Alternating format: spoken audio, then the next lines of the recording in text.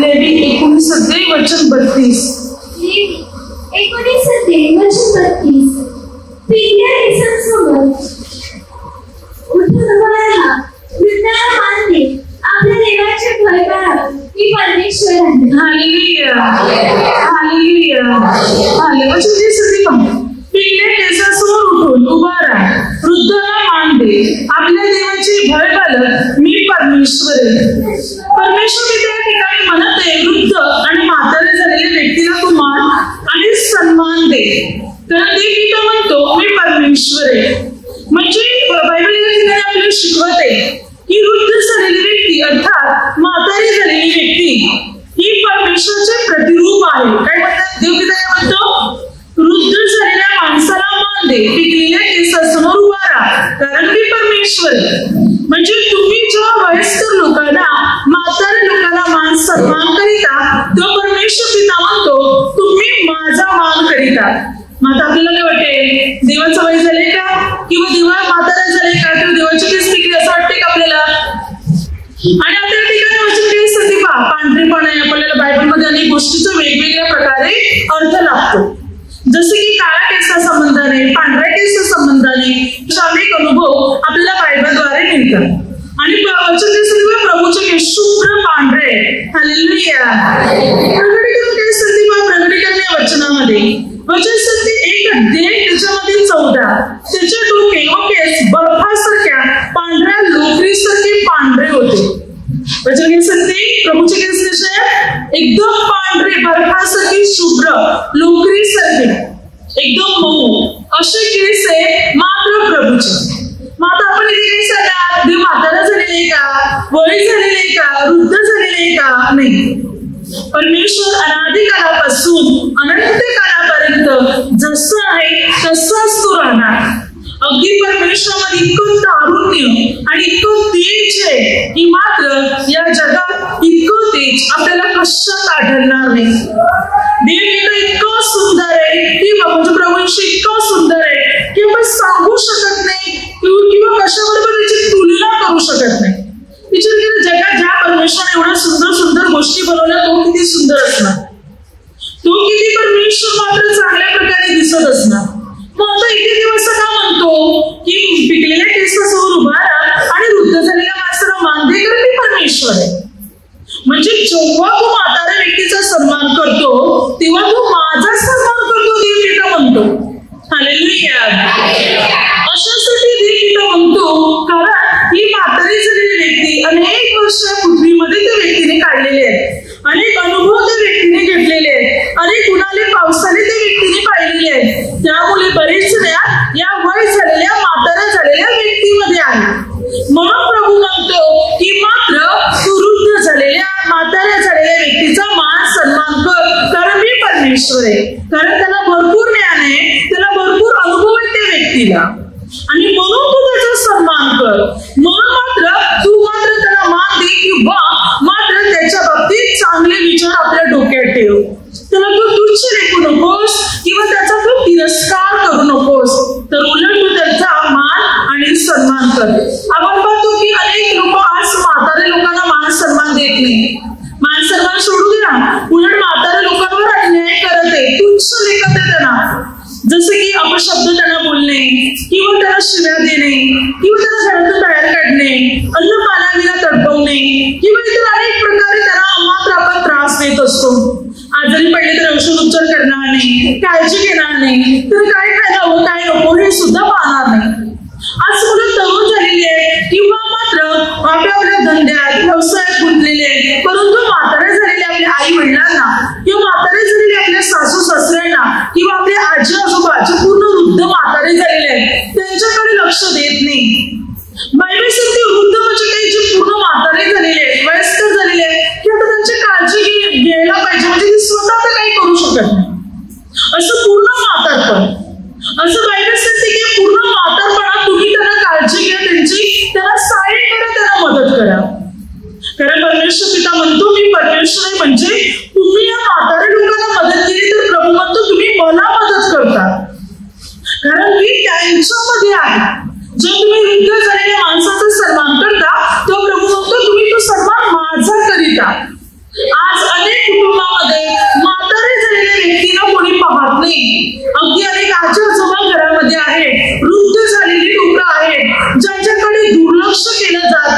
ज्यांच्याकडे लक्ष देण्यात येत नाही, त्यांच्यावर कोणी प्रेम करत नाही, आजारी पडल्यावर औषध उपचार सुद्धा करत नाही, आणि त्यामुळे जे आशीर्वाद आपल्याला मिळायला हवे ते मिळत नाही.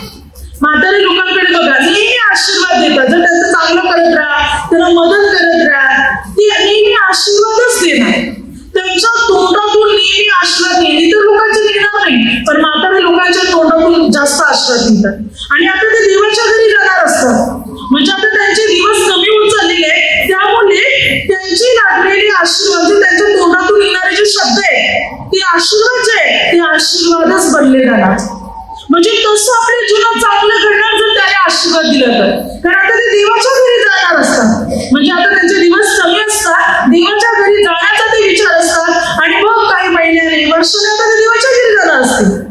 म्हणून ते आशीर्वाद देतात, ते किंवा आशीर्वाद देतात किंवा ते आशीर्वाद लागतात, म्हणजे मिळतात ते आशीर्वाद. म्हणून काय सांगते, तुम्ही त्याला सहाय्य करा, तुम्ही त्यांना मदत करा, आणि त्यांच्याकडून आशीर्वाद मिळवून घ्या. आशीर्वाद तुम्ही त्यांच्याकडून प्राप्त करा. त्याने आपल्याला आशीर्वाद दिले तर आपली भरभराट होणार, उन्नती आणि प्रगती होणार, परमेश्वर आपल्याला अनुग्रह देणार.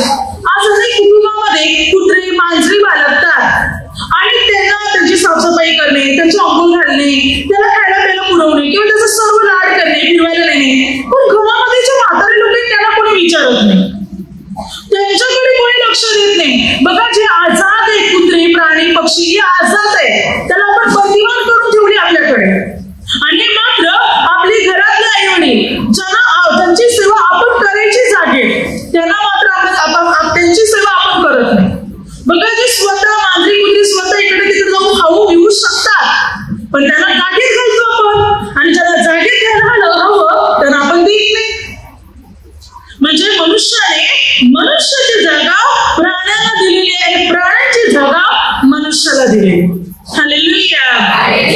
म्हणून बायबल शिकवते की म्हाताऱ्या लोकांची तुम्ही सेवा करा, त्यांची तुम्ही काळजी घ्या. बघा, बायबल काय सांगते त्या ठिकाणी, रूथ या पुस्तकामध्ये एक अध्याय, रूथ नामी जेव्हा आपल्या मुलासह नॉर्थ देशात आली, मुलांचं लग्न केलं, त्या ठिकाणी तिची दोन्ही मुलगी, तिचा नवरा पण गेला, आता ती विधवा बनली, सुना पण विधवा बनल्या.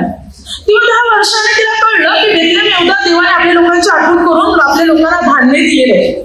तेव्हा ती आपल्या सुनाला काय म्हणते, तुम्ही माहेरी जा, लग्न करा, सुखी व्हा, मी आता म्हातारी झालेली आहे. बघा, रूथची सासूची होती नामी, म्हातारी झाली होती, वृद्ध झाली होती, आणि ती म्हणत आहे की मात्र तुम्ही जा, लग्न करा, सुखी व्हा, मी तर आता म्हातारी झालेली आहे.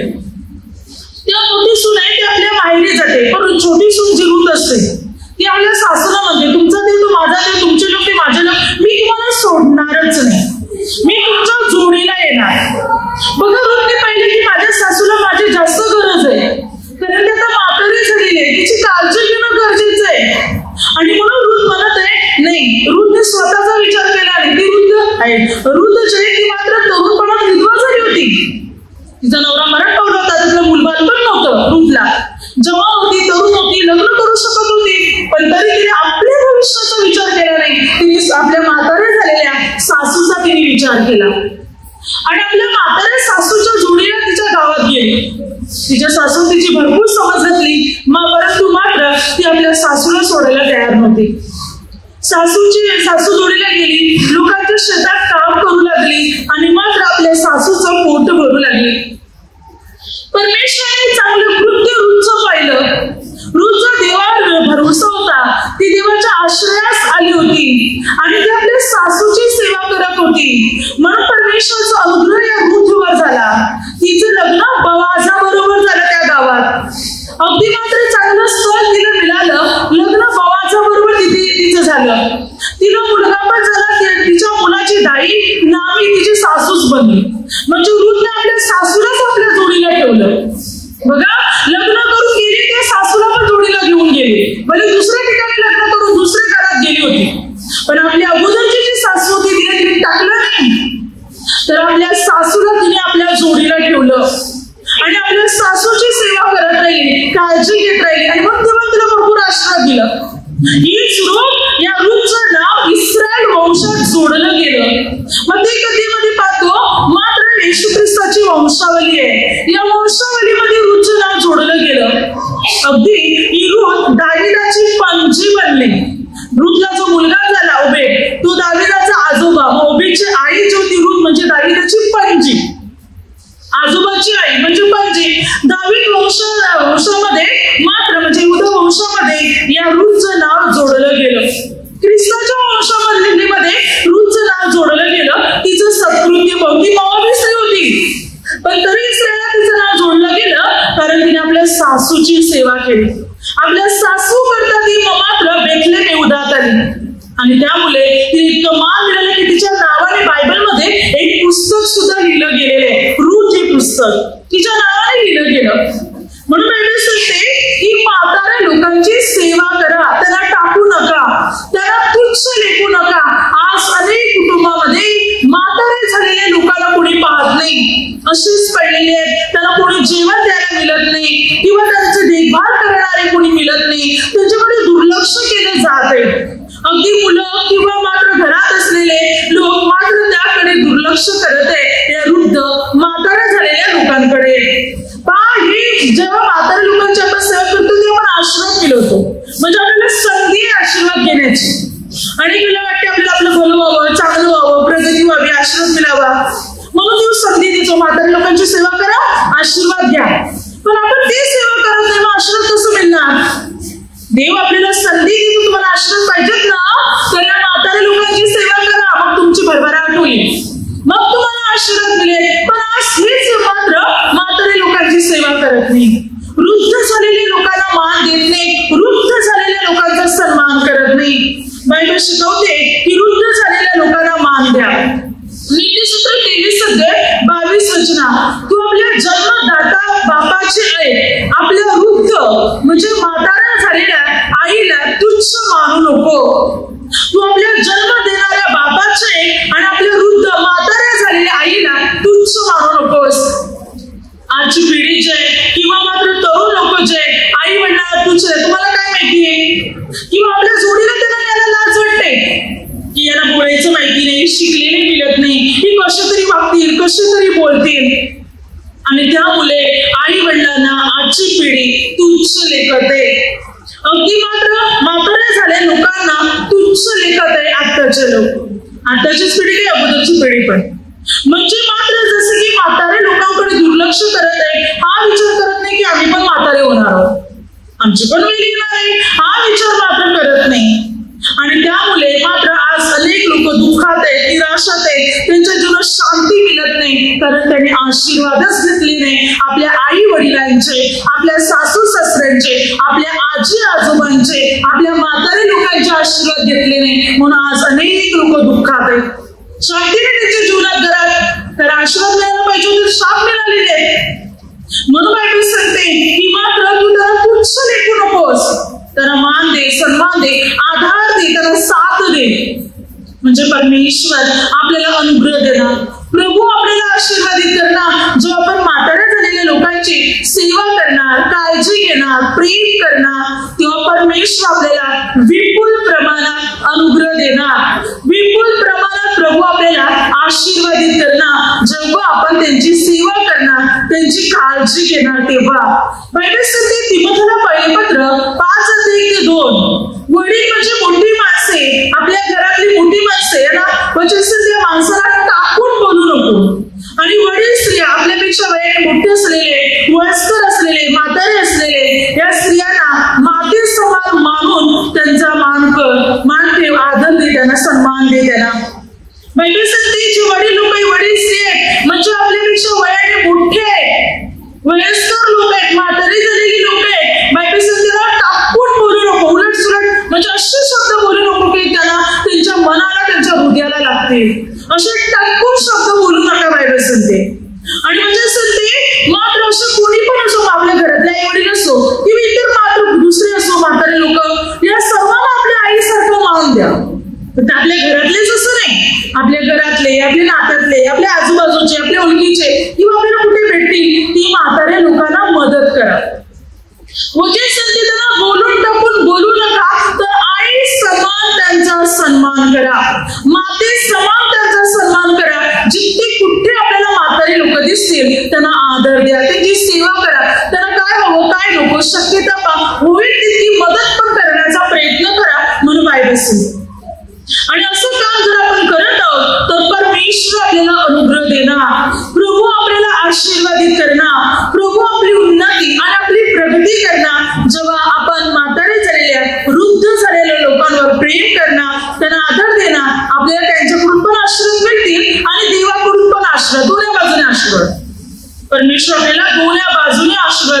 बघा लूक 4:38-39 वचना.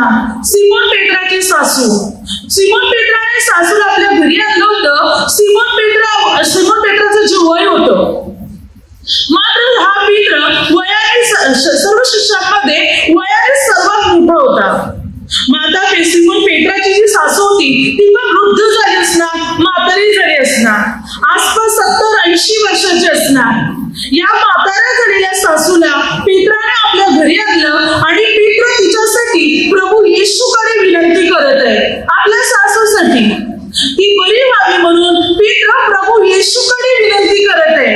आणि प्रभू येशूने पेत्राची विनंती ऐकून सिमोन पेत्राच्या सासूला बरे केले, तिच्या हाताला स्पर्श केला, तेव्हा तिचा ताप निघाला, उठून प्रभूची सेवा करू लागली. 70-80 वर्षाची जखमी म्हातारी बरी झाली, एवढी ताकद आली की येशू ख्रिस्ताची सेवा करू लागली.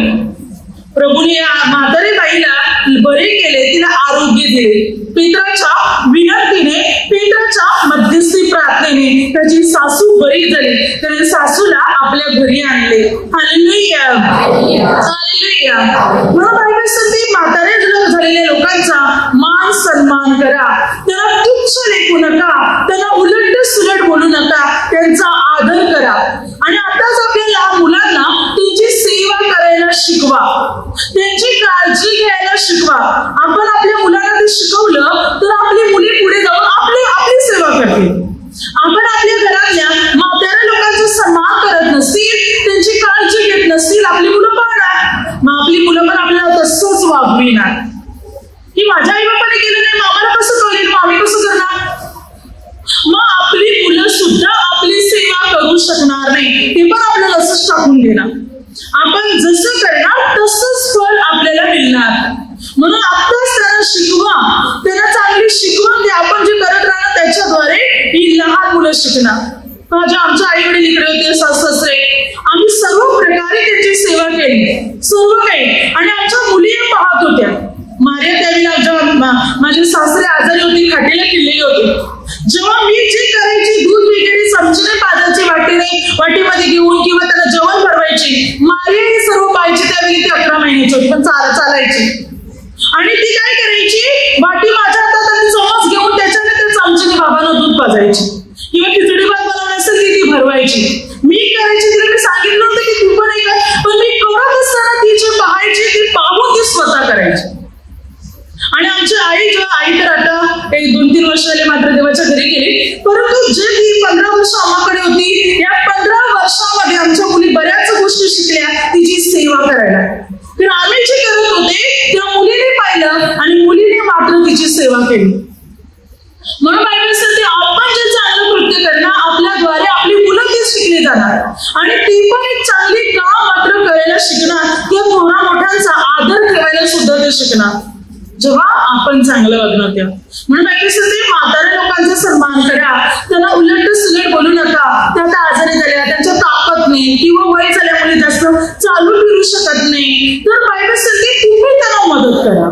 आणि आपण त्यांना मदत करणं तर त्यांच्याकडून पण आशीर्वाद आणि देवाकडून पण आशीर्वाद मिळेल. काय बायबल काय सांगते, 1 अध्यायामध्ये 4 वचना.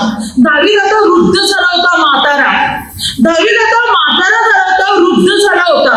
आणि दावीदाची सेवा बायबल सांगते अभिषेक ही मात्र करत होती. अभिषेक ही मात्र दावीदाची सेवा करत होते. दावीदाला भरपूर मुलं होते, मुलांच्या बायका पण असतील, म्हणजे सुना पण, दावीदाच्या बायका पण होत्या आणि भरपूर मोठं कुटुंब होतं. पण दावीदाची सेवा करायला कोण होतं?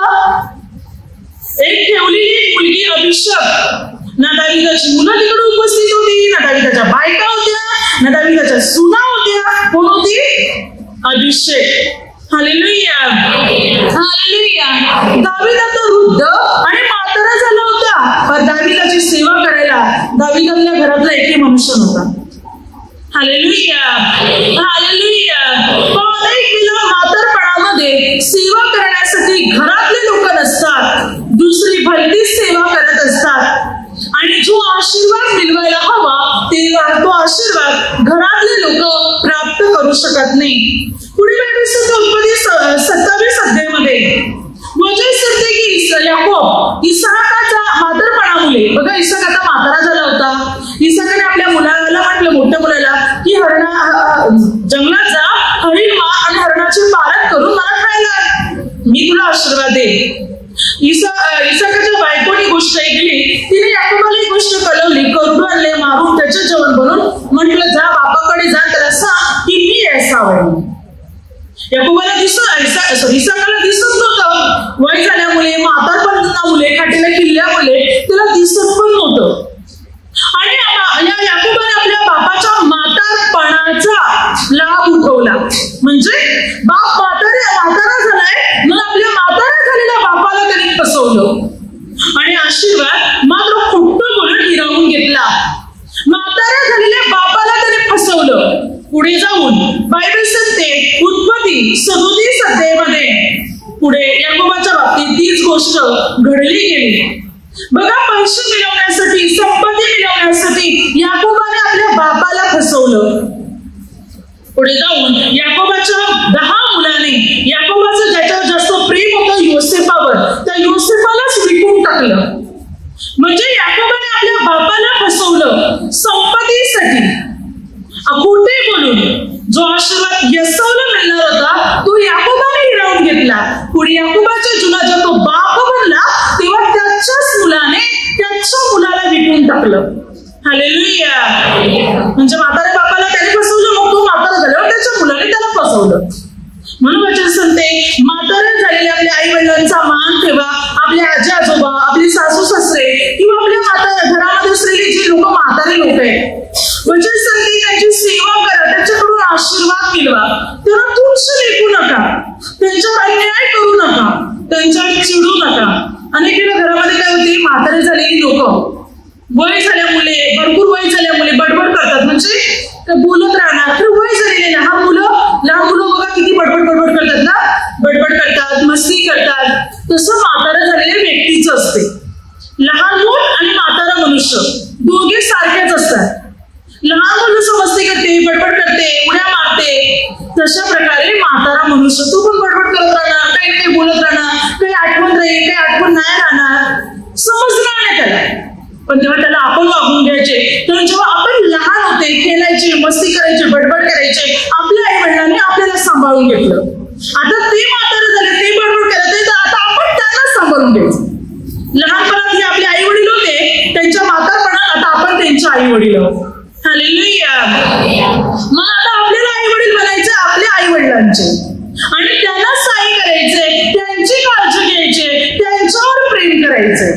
भले ती बडबड करत नाही, त्याला कळत नाही, तर तो वय झाल्यामुळे त्याला आठवण काही राहणार नाही, काही समजणार नाही, किंवा काही बोलायचं पण त्याला काही वेळा कळत नाही. तेव्हा हे समजून कोणी घ्यायचं, आपण घ्यायचं. आपण त्यांना समजून घेतलं पाहिजे. आणि आपल्याला वाटते बडबड सतत प्रार्थना करा त्यांच्यासाठी, किंवा त्यांना सांगा की बाबा तुम्ही रोजरी करा, प्रार्थना करा, देवाची स्तुती करा. मग ती त्याच्यामध्ये गुंग होणार, स्तुती करणं, प्रार्थना, आणि मग ते मात्र देवाची स्तुतीच करत राहणार. आमच्या आई जी होती, सकाळी उठल्यापासून रात्री झोपेपर्यंतची रोजरी प्रार्थना चालूच. सतत ती प्रार्थना करत राहायची, बडबड नाही, काहीच नाही, फक्त प्रार्थना करत राहायची. मग आपण त्यांना प्रार्थना सांगू शकतो, चला बाबा आपण प्रार्थना करू. प्रीतीने त्यांना सांगितले, त्यांना कळेल, त्यांना समजेल. म्हणून माझी सांगते की म्हातारे लोकांचा सन्मान करा, त्यांचा आदर करा, त्यांच्यावर प्रेम करा, त्यांना तुच्छ लेखू नका किंवा त्यांना उलट सुलट बोलू नका.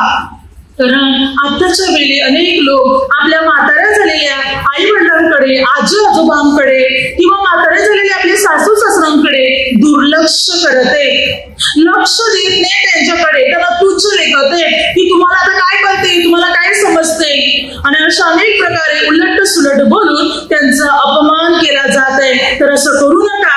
आशीर्वाद जर मिळवायचंय तर त्यांच्याशी प्रेमाने वागा. तर आता ते देवाकडे जाण्याची त्यांची वेळ आलेली आहे, मग ते आशीर्वादच देणार, त्यांच्या तोंडातून आशीर्वाद निघणार. आणि हे मिळवायचे असेल तर त्यांची सेवा करायची. पुढे म्हणजे नीतिसूत्र 17:6 पुत्र पुत्र वृद्धाचा मुकुट हो, मुलांची शोभा त्यांचे वडील हो. काय सांगते? पुत्र पुत्र, मुलं, नातवंड, कोणाचा मुकुट आहे? म्हाताऱ्या लोकांचा. आपण आपल्या आई वडील, आपल्या आजी आजोबांचा आपण मुकुट आहोत, आपण त्यांचा मुकुट आहोत. म्हणजे आपण त्यांना मान सन्मान दिला पाहिजे. आपल्या आई वडील, आपल्या आजी आजोबांना, आपल्या म्हाताऱ्या लोकांना घरातल्या आपण त्यांचा मुकुट आहोत. आणि मुलांची शोभा त्यांचे वडील आहे. मुलांची शोभा त्यांचे वडील आहेत. वडील, आई वडील मुलांची शोभा आहे. मुलांना मोठे करणारे, मुलांना वाढवणारे, मुलांचे लाड करणारे त्यांचे आई वडील आहेत. जसं मुलं नातुंड मात्र वडील लोकांचं मुकुट आहे, तसे वडील मुलांची शोभा आहे. म्हणजे आपण आपल्या आई वडिलांचं मुकुट, आई वडील आपलं मुकुट आहे. म्हणजे आपण एकमेकांना सन्मान देऊ शकतो, एकमेकांचा आदर करू शकतो. बायबल सांगते, म्हणून वचन सांगते, पुत्र पौत्र वृद्धांचा मुकुट आहे, वृद्धांची शोभा आहे, म्हाताऱ्या लोकांची शोभा आहे, त्यांची मुलं आणि त्यांची नातवंड ही मात्र त्या म्हाताऱ्या लोकांची शोभा आहे. म्हणून मुलांना आणि नातवंडाने मात्र आपल्या वडिलांना, आपल्या आजोबांना, आपल्या आजीला, आपल्या आईला मान सन्मान दिला पाहिजे, कारण ते आपला मात्र ती आपली शोभा आहे आणि आपण त्यांचे मुकुट आहोत म्हणून बायबल सांगते. हालेलुया. म्हाताऱ्या लोकांचा मान ठेवायला मात्र बायबल आपल्याला शिकवते आणि असं काम जर आपण करत असतील तर परमेश्वर आपल्याला अनुग्रह देणार, प्रभू आपल्याला आशीर्वादित करणार, प्रभू आपली उन्नती आणि आपली प्रगती मात्र करणार, प्रभू आपल्या जीवनामध्ये आपल्याला सर्व गोष्टी मात्र देणार. जेव्हा आपण प्रभूचं वचन आत्मसात करणार आणि म्हाताऱ्या झालेल्या लोकांची सेवा करणार, त्यांच्यावर प्रेम करणार, प्रभू येशूचा अनुग्रह, प्रभू येशूचा आशीर्वाद मात्र आपल्या डोक्यावर, आपल्या मस्तकावर मात्र असणार. त्यांना तुच्छ लेखू नका, त्यांचा अपमान करू नका, कारण आज अनेक घरामध्ये गोष्टी चालू आहेत. म्हाताऱ्या लोकांना उलट सुलट बोलत आहे, त्यांची सेवा करत नाही. हल्लीची जी नातवंड आहेत म्हणजे आपल्या आजी आजोबांना तुच्छ लेखत आहे. आताच्या मुलांची मुलं जे आजी आजोबाला तुच्छ लेखत आहे, विशेष करून आजी आजोबांना भरपूर त्रास देत आहे, उलट सुलट त्यांना बोलत आहे, त्यांच्याशी भांडत आहे. तर असं करू नका, तर मात्र त्यांच्यावर प्रीती करा, ज्याद्वारे परमेश्वर आपल्याला अनुग्रह देणार, प्रभू आपल्याला आशीर्वादित करणार. कारण प्रभू नेहमी चांगली शिस्त आणि चांगली शिकवण आपल्याला देतो. चांगलं वागल्याने आशीर्वाद मिळतो, चांगलं वागल्याने माणसाची प्रगती होते, चांगल्या गुणाने मनुष्य यशस्वी होतो, यशाच्या पदावर चढू शकतो. त्याचे चांगले गुण, त्याची सत्कृत्य, त्याचा चांगुलपणा त्याला फार पुढे नेऊ शकतो. पण आपली वाईट कर्म, आपल्यात असलेली वाईट गुण आपल्याला मागे ठेवू शकतात. पण जितकं आपण देवाचे नियम पाळणार, चांगल्या गुणाप्रमाणे चालणार, आपण पुढे पुढेच जाणार. हालेलुया.